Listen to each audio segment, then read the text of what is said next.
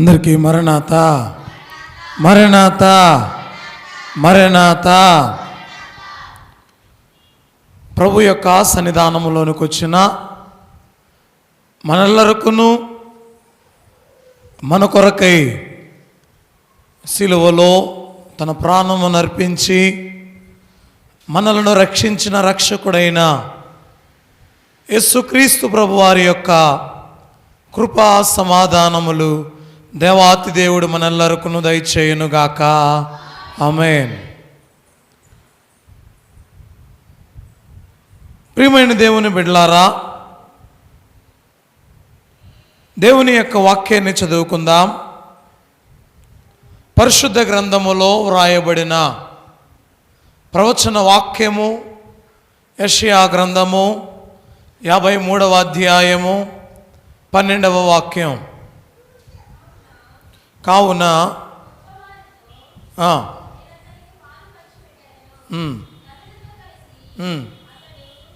కొల్ల సొమ్ము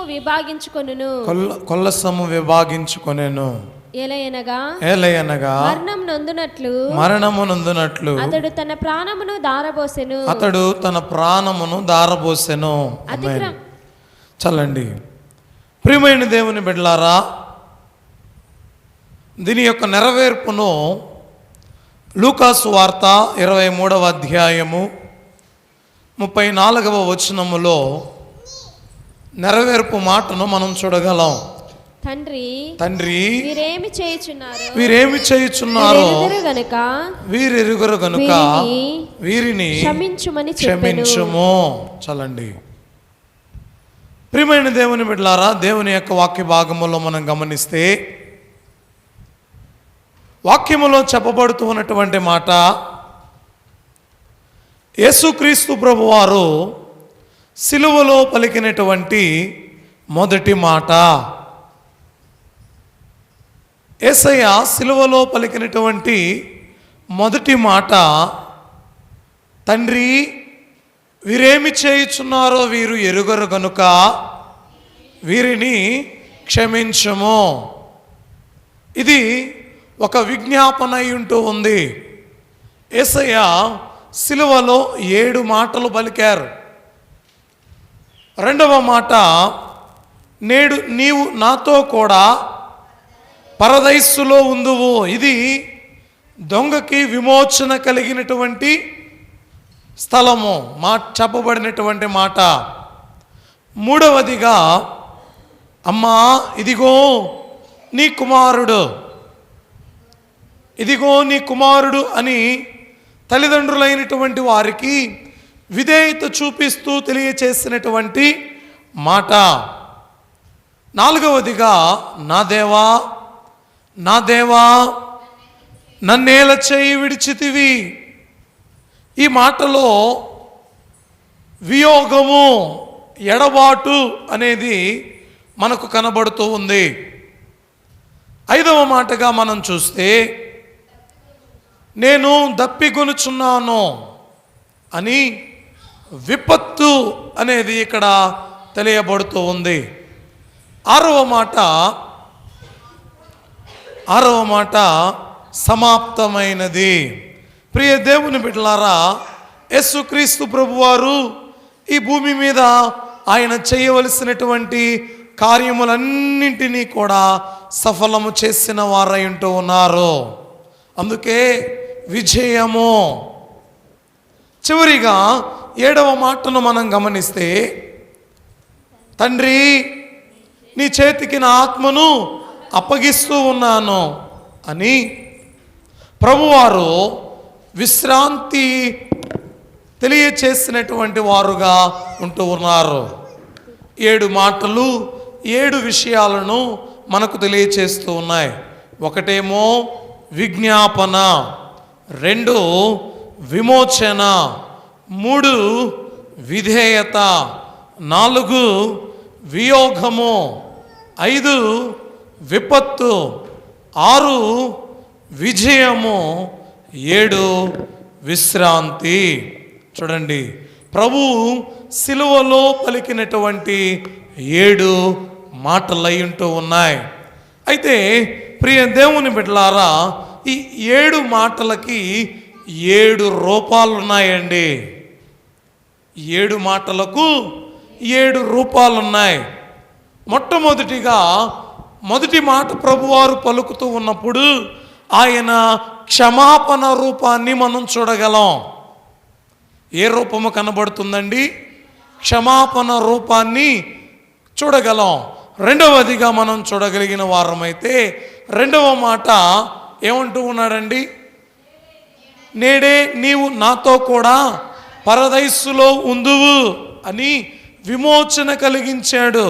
ఈ విమోచన మాటలో ఏ రూపము కనబడుతూ ఉంది అంటే రక్షణ రూపము. ఏ రూపము? చూడండి, రక్షణ రూపాన్ని ఇక్కడ మనం చూడగలం. ప్రభువారు మూడవదిగా మాట్లాడుతూ 3వ మాటలో అమ్మా ఇదిగో నీ కుమారుడు అని విధేయత చూపిస్తూ ప్రభువారు తండ్రికి ఆదరణ రూపాన్ని కనుపరుస్తూ ఉన్నాడు. ఏ రూపమట? ఆదరణ రూపము.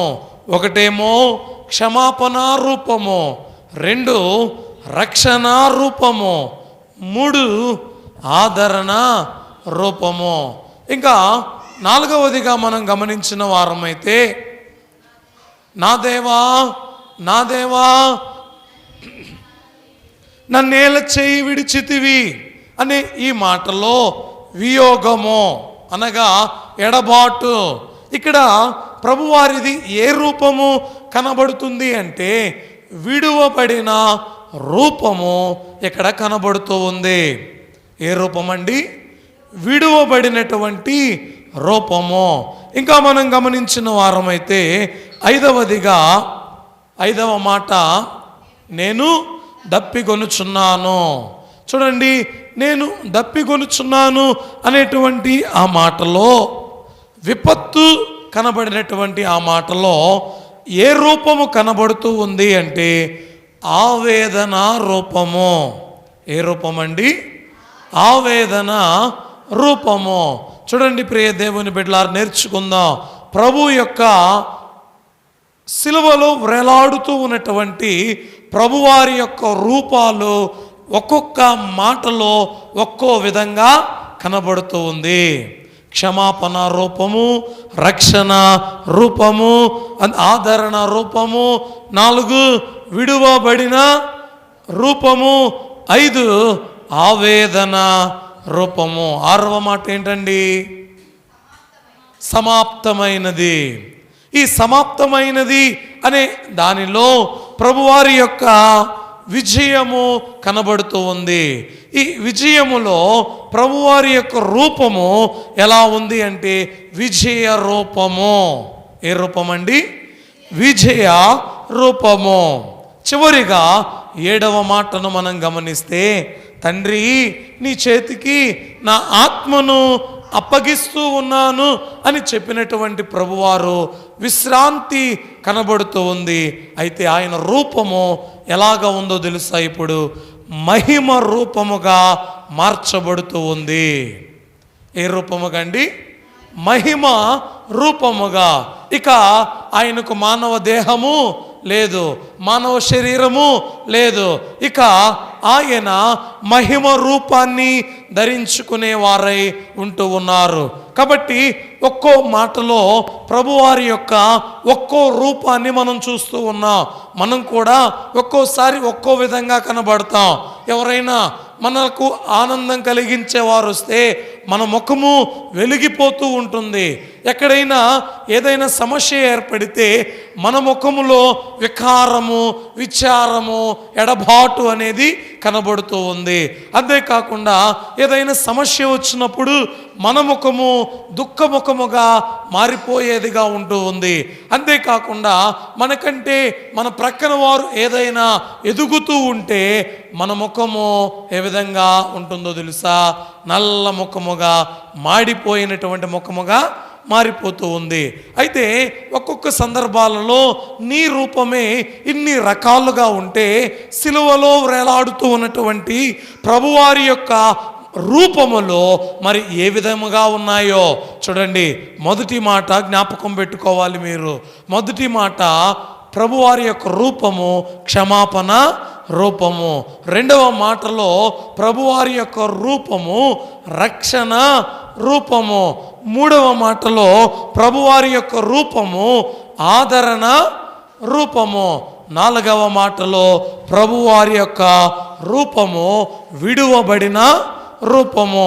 ఐదవ మాటలో ప్రభువారి యొక్క రూపము ఆవేదన రూపము. ఆరవ మాటలో ప్రభువారి యొక్క రూపము విజయ రూపము. ఏడవ మాటలో ప్రభువారి యొక్క రూపము మహిమ రూపము. ప్రియ దేవుని బిడ్డలారా, దేవుని యొక్క మాటలను మనం గమనిస్తే ఈ యొక్క మాటలు ప్రభువారు మన మీద ద్వేషముతోనో కోపముతోనో ఇంకా అసూయతోనో వీరిని ఏమైనా చేయాలి, వీరు ఏ విధముగైనా ఇబ్బంది పడాలి అని పలికినటువంటి మాటలు కాదు. సిలువ మీద వేలాడుతూ ప్రభువారు పలికినటువంటి ఈ 7 మాటలు కూడా ప్రేమగల మాటలు. ఎలాంటి మాటలండి? చూడండి, ఈ 7 మాటలు ప్రేమగల మాటలు. ఏ విధముగానో మనం గమనిస్తే మొట్టమొదటిగా ఒకటి శత్రువుల ఎడల ప్రేమ కనబడుతూ ఉంది. ఎవరి ఎడల? అమ్మ మీరందరూ చెప్పాలి, గుర్తుపెట్టుకోవాలి. శత్రువుల ఎడల ప్రేమ కనబడుతూ ఉంది. రెండవ మాటలో ఎవరి మీద ప్రేమ కనబడుతూ ఉందండి? రెండవ మాటలో పాపి ఎడల ప్రేమ కనబడుతూ ఉంది. దొంగ ఏమండి? దొంగ ఎడల ప్రేమ చూపిస్తూ ఉన్నాడు. పాపి అయినటువంటి దొంగ ఎడల ప్రేమ చూపిస్తూ ఉండడాన్ని మనం చూస్తాం. మూడవ మాటలో ఎవరి మీద ప్రేమ చూపిస్తున్నాడో తెలుసా? ఏమండి? అంటే రక్త సంబంధుల ఎడల ప్రేమ. ఎవరి యందు ప్రేమ? రక్త సంబంధుల ఎడల ప్రేమ చూపిస్తూ ఉన్నాడు. ప్రేమతో పలుకుతూ ఉన్నాడు. ఒకటేమో శత్రువుల ఎడల ప్రేమతో మాట్లాడిన మాటది.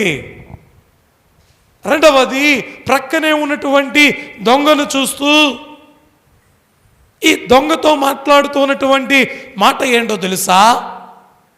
చూడండి ఎంత ప్రేమగా మాట్లాడుతూ ఉన్నాడండి.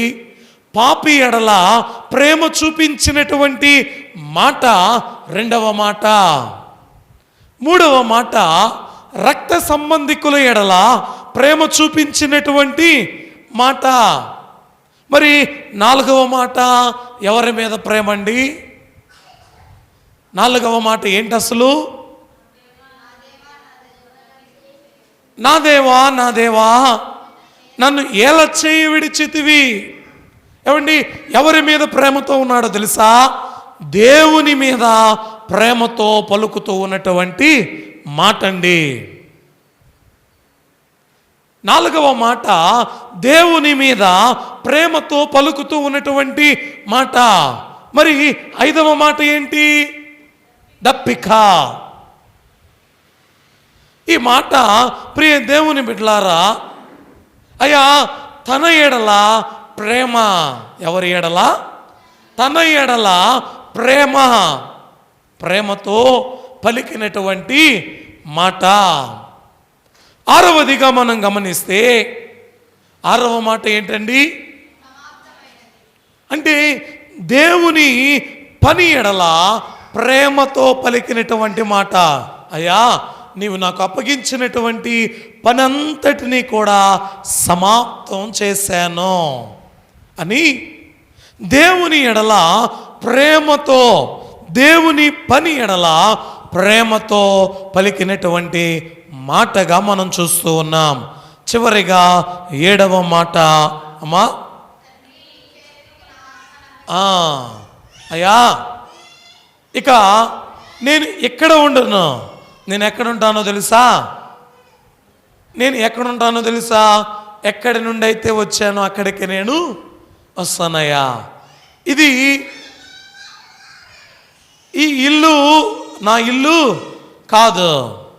ఇదిగో ఎక్కడికి వెళ్తున్నామో తెలుసా?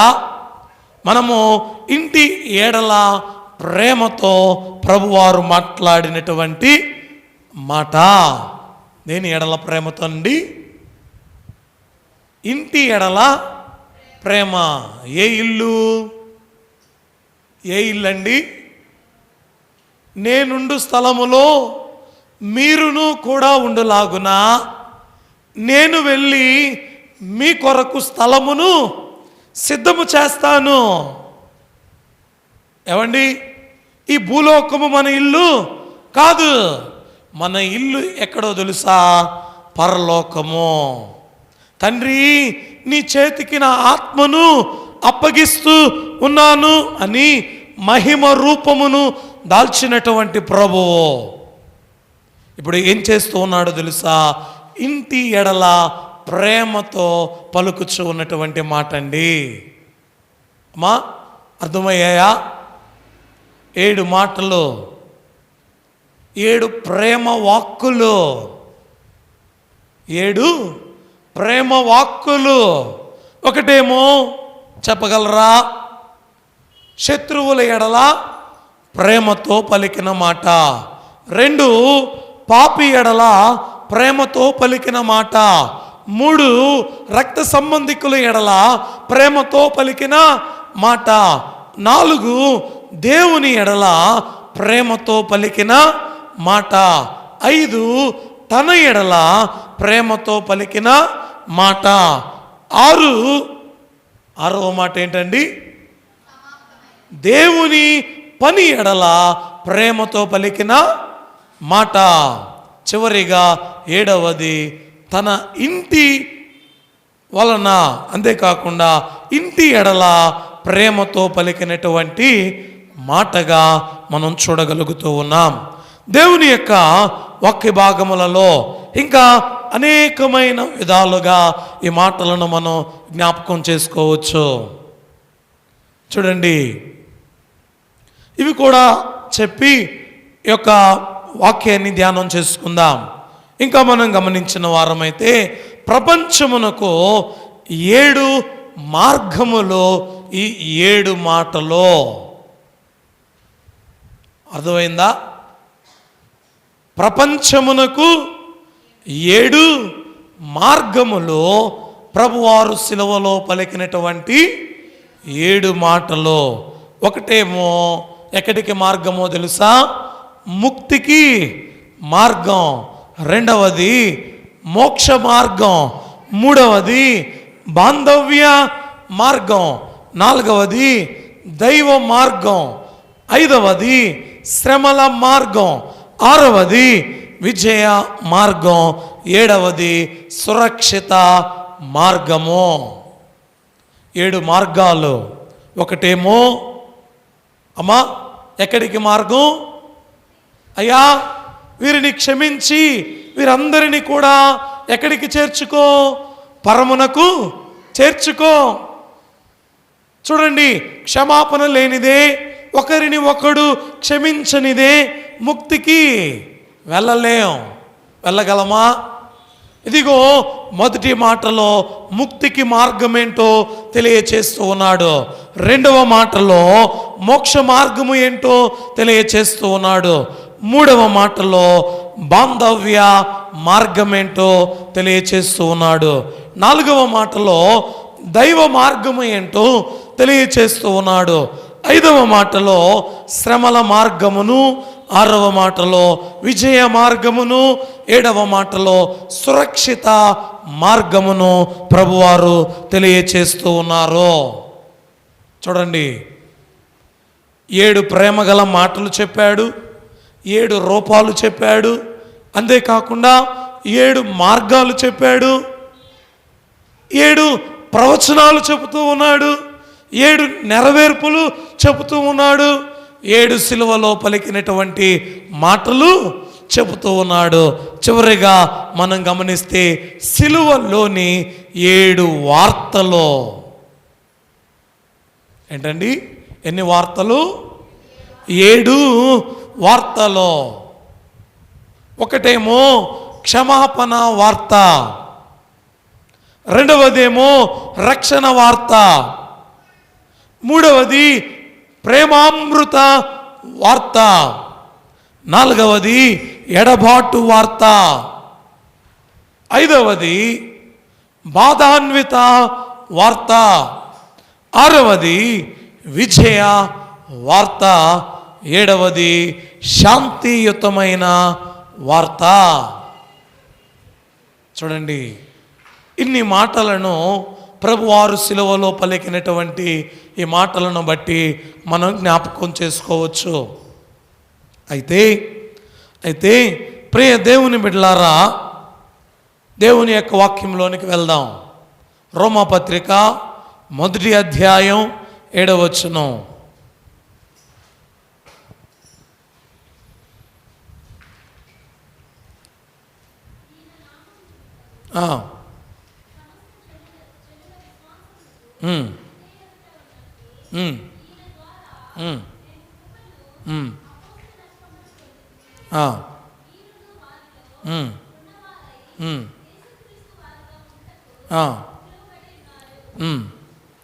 యేసుక్రీస్తు శరీరమును బట్టి, అమ్మ వినండి, యేసుక్రీస్తు శరీరమును బట్టి దావీదు సంతానముగాను, మృతులలో నుండి పునరుద్ధానుడైనందున పరిశుద్ధమైన ఆత్మను బట్టి దేవుని కుమారుడుగాను ప్రభావముతో నిరూపింపబడెను.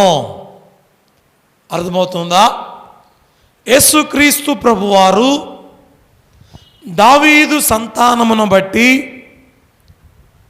దావీదు క్రీస్తు శరీరమును బట్టి దావీదు సంతానముగాను, మృతులలో నుండి పునరుద్ధానుడైనందున పరిశుద్ధమైన ఆత్మను బట్టి దేవుని కుమారుడు. చూడండి, శరీరమును బట్టి దావీదు సంతానం. అర్థమైందా? శరీరమును బట్టి దావీదు సంతానము. పునరుద్ధానుడై తిరిగి లేచిన దానిని బట్టి, అమ్మా, పునరుద్ధానుడై తిరిగి లేచిన దానిని బట్టి పరిశుద్ధమైన ఆత్మను బట్టి దేవుని కుమారుడు. శరీరమును బట్టేమో దావీదు కుమారుడు, ఆత్మను బట్టేమో దైవ కుమారుడు. అందుకే ఆయన దైవ కుమారుడు. మీకు ఒక మాట జ్ఞప్తికి చేస్తాను. యేసుక్రీస్తు ప్రభువారు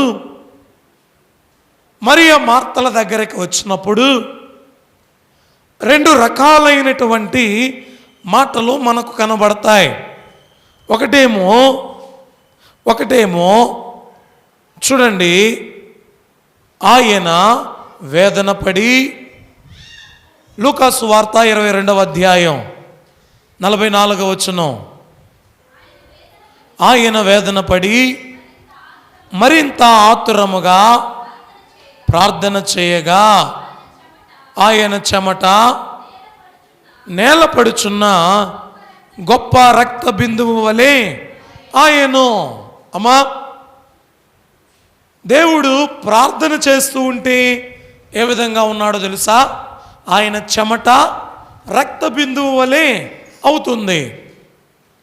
దీనికి ముందు ఒక మాట చెప్పాను లాజరు గారి గురించి. యోహాను సువార్తలో 11వ అధ్యాయం 43వ వచనములో మనం చూస్తే 35వ వచనం, 11వ అధ్యాయం 35, యేసు కన్నీళ్ళు విడిచాను. మరియా మాత లాజరు మీద ప్రేమగల ప్రేమను బట్టి ఆయన మానవుడుగా ఏం చేశాడో తెలుసా? అమ్మా, ఏం చేస్తూ ఉన్నాడు యేసయ్య ఇక్కడ? కన్నీళ్ళు విడిచాడు. అయితే 43వ వచనములో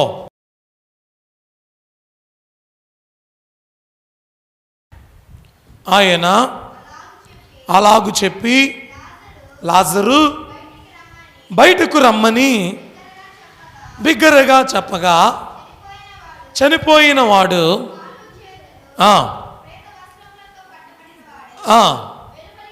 చాలండి అవండి యేసుక్రీస్తు ప్రభువారు దైవ మానవుడు అని చెప్పడానికి ఈ మాటలను నేను మీకు తెలియచేస్తూ ఉన్నాను. శరీరమును బట్టి దావీదు సంతానం, ఆత్మను బట్టి పరిశుద్ధమైన ఆత్మను బట్టి దేవుని యొక్క కుమారుడు, అంటే ఆయన దైవ మానవుడు. ఆయన ఎవరండి? దానికే ఉదాహరణగా మరియా, మార్తలు మరియు లాజరు మీద ప్రేమతో ఒక మానవుడిగా వారింటికి వెళ్ళి కన్నీళ్లు విడిచాడు. ఒక దైవ కుమారుడుగా సమాధి దగ్గరకు వెళ్ళి లాజరు బయటకు రా అని పిలుస్తూ ఉన్నాడు. ఏమండి, మానవుడు వెళ్ళి పిలిస్తే చనిపోయిన లాజరు బయటకు వస్తాడా? చూడండి, జీవము కలిగినటువంటి దేవుడు వెళ్ళి పిలిచిన వెంటనే చనిపోయినటువంటి లాజరు బయటకు వచ్చాడు. ప్రియ దేవుని బిడ్డలారా, దేవుని యొక్క వాక్య భాగములో మనం చూస్తే యేసుక్రీస్తు ప్రభువారు శరీరధారిగా గెత్సెమనే వనములో ప్రార్థన చేస్తూ ఉంటే ఆయన చెమట రక్త బిందువు వలె పడుతుంది. ఎందుకంటే ఆయన మానవ మాత్రుడు. చూడండి, వాక్య భాగాలలో మనం గమనించిన వారమైతే యేసుక్రీస్తు ప్రభువారు సిలువలో పలుకుచూ ఉన్నటువంటి మొట్టమొదటి మాట యెషయా గ్రంథములో 53:12 వచనములో ప్రవచనాన్ని చూడగలం. దీని యొక్క నెరవేర్పు లూకాసు వార్త 23వ అధ్యాయము 34వ వచనం. ఇక్కడ యేసుక్రీస్తు ప్రభువారు చేస్తూ ఉన్నటువంటి ప్రార్థన మనకు కనబడుతూ ఉంది. ఏం చేస్తూ ఉన్నాడండి? యేసయ్య ప్రార్థన చేస్తూ ఉన్నాడు. ఆయన సువార్త ప్రార్థనతో ప్రారంభమైంది, ఆయన ముగింపు ప్రార్థనతోనే ముగిస్తూ ఉంది. దేవుని యొక్క వాక్య భాగములో మనం గమనించిన వారమైతే ప్రార్థన చేయడానికి ఒక స్థలాన్ని ఎన్నుకుంటాం. నేటి దినాన మనం ప్రార్థన చేయడానికి ఒక స్థలాన్ని ఎన్నుకుంటామా, ఎన్నుకోమా? ఏమండి, ఇంట్లో గందరగోళంగా ఉంటే ప్రార్థన చేయగలమా? చేస్తారా? లేదా బస్ స్టాండ్లో కూర్చొని ఆ వెహికల్స్ వెళ్తూ ఉంటే వస్తూ ఉంటే అక్కడ ఆ టైంలో ప్రార్థన చేయగలరా?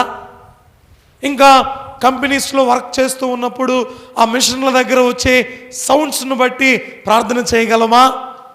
అంటే మనం ప్రార్థన చేసుకోవడానికి మనకు గుడి కావాలి. మనం ప్రార్థన చేసుకోవడానికి మన ఇంటిలో ఒక గది కావాలి. మనం ప్రార్థన చేసుకోవడానికి ఒక శుభ్రమైన స్థలం కావాలి. మనం ప్రార్థన చేసుకోవడానికి చుట్టుపక్కల ప్రదేశం అంతా కూడా చక్కగా ఉండాలి. మనం ప్రార్థన చేసుకోవాలి అంటే మనం పరిశుభ్రంగా ఉండాలి. అదే నీవు ప్రార్థన చేసుకుంటూ ఉన్నావు, కరెంటు పోయింది, ప్రార్థన వస్తుందా? ఏమండి, ప్రార్థన చేసుకుంటావా? నీవు కూర్చొని ప్రార్థన చేసుకోవాలంటే పైన ఫ్యాన్ ఉండాలి, లేదా ఏసీ ఉండాలి, లేదంటే ప్రార్థన వస్తుందా? ఏమ్మా, మన మందిరంలోనే ఎప్పుడైనా కరెంటు పోయిందనుకోండి, ఏం చేస్తాం? అది ఏ పుస్తకం అయినా సరే ఎత్తుకొని విసురుకుంటూ ఉంటాం. అవునా కదా? ఇప్పుడు మనం ప్రార్థన చేయడానికి మనకు ఒక ప్రత్యేకమైనటువంటి స్థలం కావాలి, ప్రత్యేకంగా మనం ఉండాలి.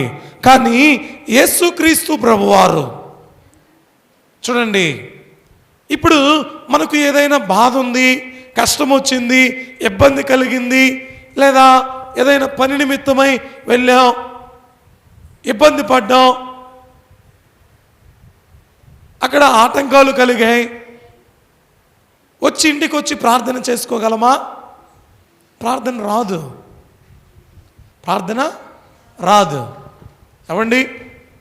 అంటే మన మైండ్ ఎప్పుడైతే ప్రశాంతంగా ఉంటుందో అప్పుడే మనం ప్రార్థన చేయడానికి ఇష్టపడతాం. కానీ యేసుక్రీస్తు ప్రభువారు ఎక్కడ ప్రార్థన చేస్తున్నాడో తెలుసా? ఏమండి? ఆయనను కొరడాలతో కొట్టి, ఆయన మీద ఉమ్మివేసి, ఆయన తల మీద ముళ్ళకిరీటం పెట్టి, ఆయన వస్త్రములను లాగివేసి, ఆయన వస్త్రాలతో చీట్లు వేసుకుని, ఆయన చేతులలో ఆయన కాళ్ళలో మేకులు కొట్టి, ఏమండి, ఇంకా ఆయనను దూషిస్తూ ప్రధాన యాజకులు, శాస్త్రులు, పరిసయ్యులు, దారిని వెళ్ళేటువంటి వారు, అక్కడ ఉన్నటువంటి జనము, ప్రక్కనే ఉన్నటువంటి దొంగ, వీరందరూ కూడా ఇన్ని రకాలైనటువంటి మాటలు మాట్లాడుతూ ఉంటే, ఇన్ని మాటలు పలుకుతూ ఉంటే ప్రార్థన ఎలా వస్తుంది? అమ్మా, అర్థం చేసుకోండి జాగ్రత్తగా. ఈ విధంగా ఉంటే ప్రార్థన వస్తుందా? యేసుక్రీస్తు ప్రభువారి యొక్క చేతులను కట్టివేసి ఆయన చేతులలో మేకులు కొట్టారు, కాళ్ళలో మేకులు కొట్టారు, శరీరం అంతా రక్తధార. అయితే ఈ టైంలో ప్రార్థన ఎలా వస్తుందండి? కానీ యేసయ్య ప్రార్థన చేస్తూ ఉన్నాడు. చూడండి, రోమాపత్రిక 8వ అధ్యాయము 34వ వచనములో మనం చూస్తే, శిక్ష విధించువాడెవడు? చనిపోయిన క్రీస్తు యేసే. అంతేకాదు, మృతులలో నుండి లేచిన వాడును, దేవుని కుడి పార్శ్వమున ఉన్నవాడును. చూడండి ప్రియ దేవుని బిడ్డలారా, విన్నారా? దేవుని యొక్క వాక్యం చెబుతూ ఉంది, మనందరికీ ఏమీ తెలియదని మనందరినీ క్షమించమని నాడు యేసుక్రీస్తు ప్రభువారు సిలువలో ప్రార్థించారండి. నేడు తండ్రి కుడి పార్శ్వమున కూర్చుండి ఆయన విజ్ఞాపన చేయుచు ప్రార్థిస్తూ ఉన్నాడు. దేవుని యొక్క వాక్య భాగాలలో మనం గమనించిన వారమైతే ఈ వాక్యం చెప్పబడుతూ ఉంది. ప్రియ దేవుని బిడ్డలారా, వాక్య భాగాలలో వ్రాయబడినటువంటి ఈ మాటలను గమనిస్తే,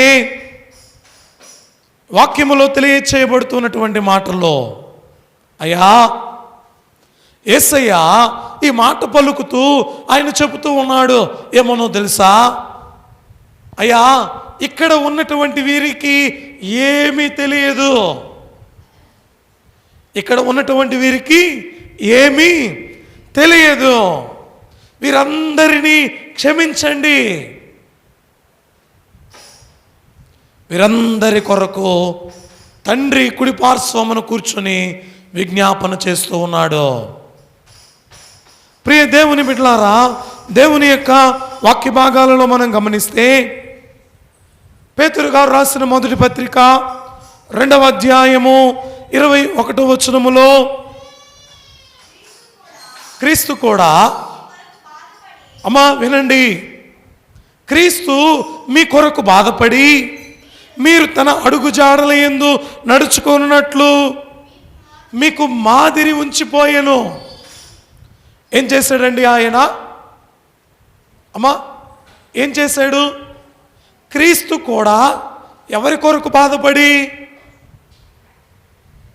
చదవండి అన్నమాట, క్రీస్తు కూడా మీ కొరకు, అంటే ఇక్కడ కూర్చున్నటువంటి మనందరి కొరకు. అక్కడ సిలువ వేయబడినటువంటి, సిలువ వేస్తూ ఉన్నటువంటి వారిని బట్టి కాదు. నేటి దినాన ఈ మాటలు వింటూ ఉన్నాం చూడండి, మనందరి నిమిత్తమై ఆయన ఏం చేయబడ్డాడో తెలుసా?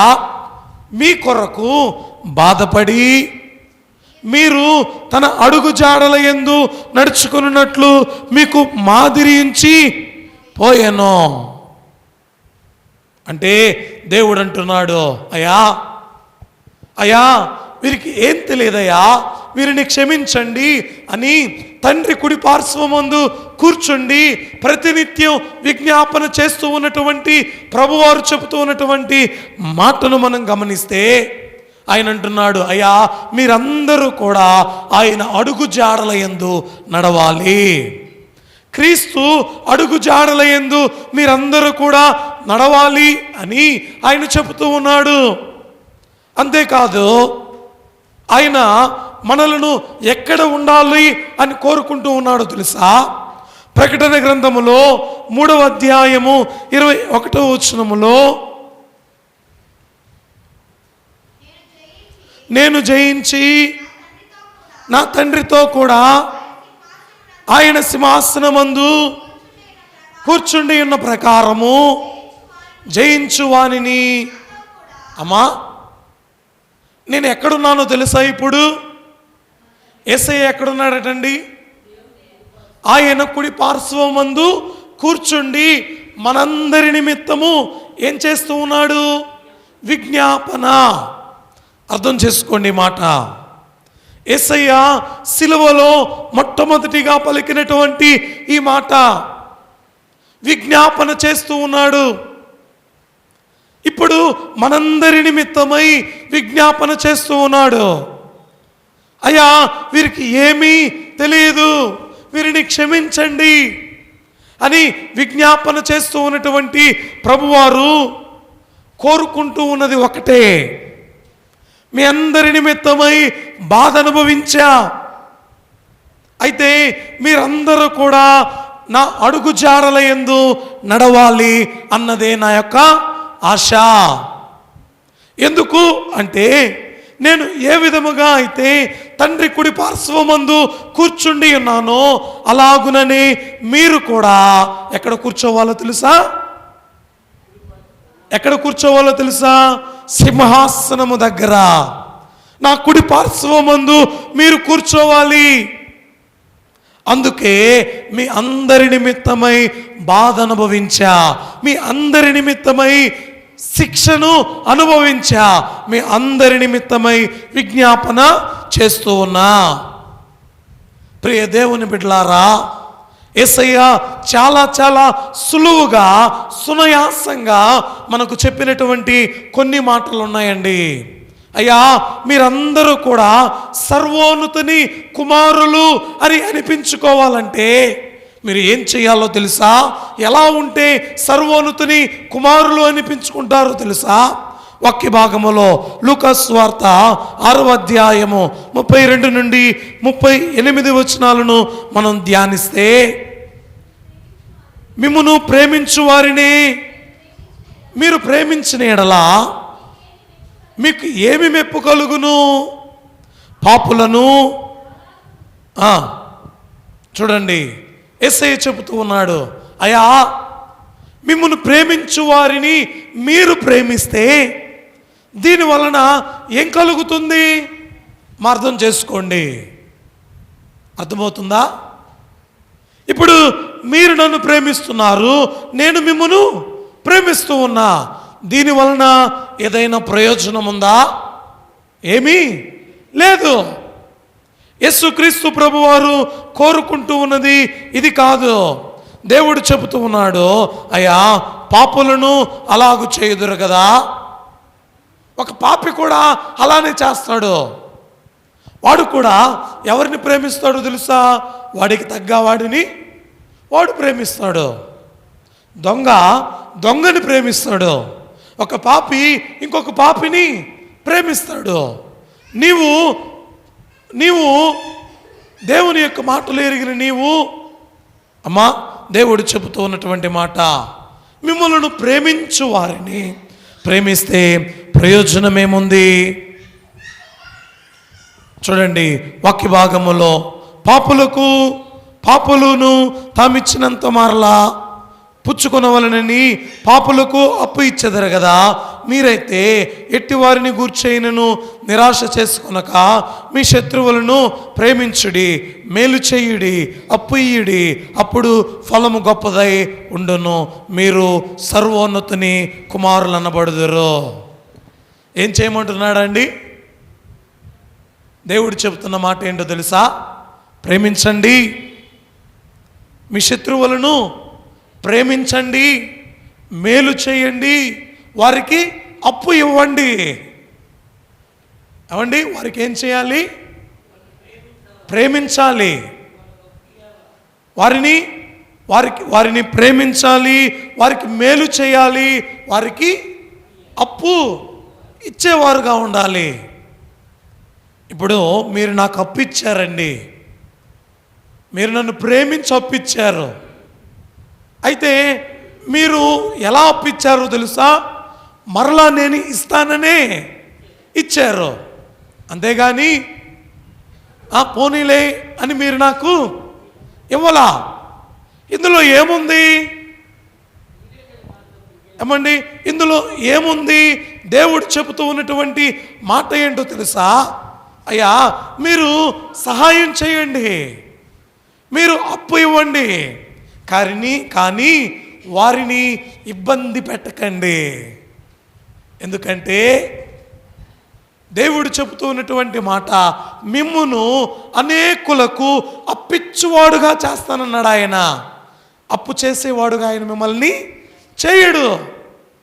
ఒకరి దగ్గరికి వెళ్ళి అప్పు అడిగి బ్రతికే విధంగా నిన్ను చేయడు. అనేకులకు అప్పిచ్చేవాడవు కానీ నీవు ఉంటావు. దేవుడు చెబుతూ ఉన్నాడు, అయ్యా, ఇవి చేస్తేనే మీరు ఎవరి కుమారులు? సర్వోన్నతుని యొక్క కుమారులు.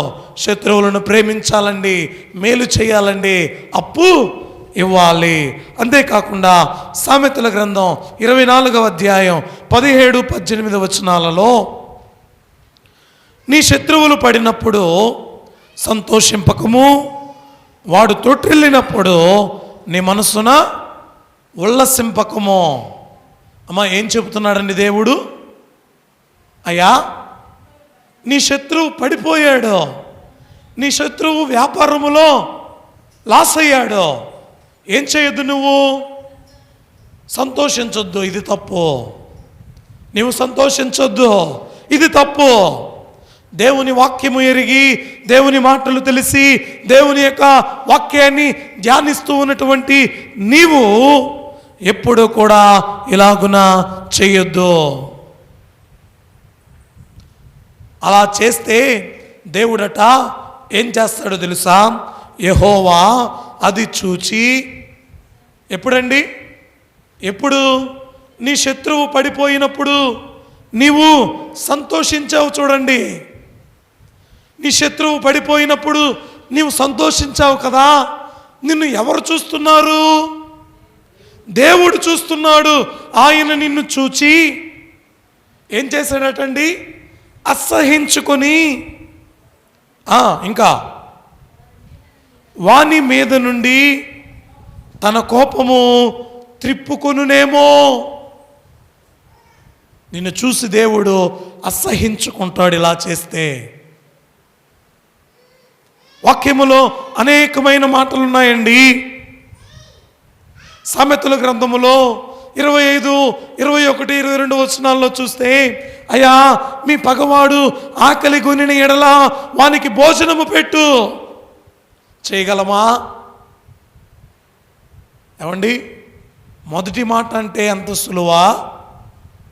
మొదటి మాట ప్రకారము మాదిరి కలిగి జీవించాలి. నీ శత్రువు ఆకలి కొనిన ఎడల వానికి భోజనం పెట్టు అంటున్నాడండి. అంతేకాకుండా కీర్తనాకారుడు 109వ కీర్తనలో 4వ వచనములో, నేను చూపిన ప్రేమకు ప్రతిగా వారు నా మీద పగబట్టి ఉన్నారు. అయితే అమ్మా, ఏం చేయాలి? మానక ప్రార్థన చెయ్యాలి. అయ్యా, నేను చేసినటువంటి పనికి వారు పగబట్టారయ్యా, ఇప్పుడు నేను ఏం చేయాలి? చేస్తామా? ఏమండి, మనం ఏదైతే చేయలేమో వాటిని వాక్యం చేయమని చెబుతుంది.